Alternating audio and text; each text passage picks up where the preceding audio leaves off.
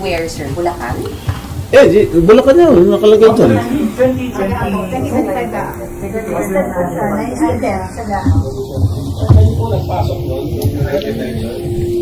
Ano?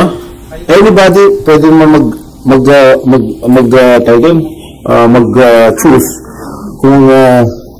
kung pwedeng ibintang sa mga congressman, mga senador. Lahat yan nandyan, nasa GAA lahat yan. Kaya na kung pwedeng ibintang kahit kanino, basta definitely hindi kayo ang nangyayari. I don't know. No, it's not me. Wala kayong dalang-dalang pa-allocate na gano'n. I don't know. Sa dami ng mga mayors, mga governors, mga konsehal na humihingi sa akin ng mga project, lahat tinubaya ko na lang. Binibigay ko na lang sa mga staff ko para sila nang magbigay sa mga mayors.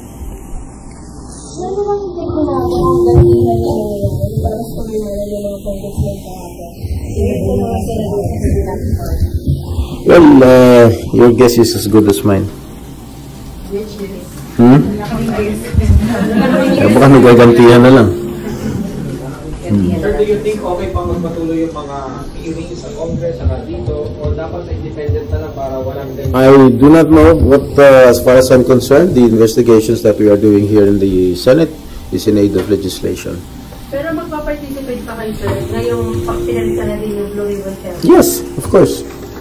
And welcome development, sir, si Lacson na Oh, yes. Si Senator Lacson naman is a very straightforward person. He's incorruptible. Sir, be part of the minority na po. May minority leader na po ba kayo kapag-usapan? Yes, si Senator Alan. So, wala may intention lumipat sa majority, sir? Not as of this moment. Sir, sino kayo sa minority? Siyam. Already, sir, lahat ng hindi bumoto kayo. Sir, Lahat yung mga hindi bumoto.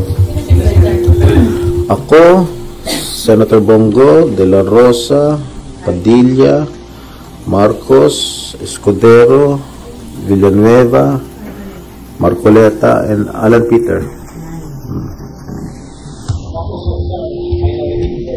Si Senator Alan, yeah. I think si Senator Marcoleta. Ano po yung committee na ina-offer po sa minority? Oh, wala pang ina-offer. Hindi ko alam. Maybe. That's the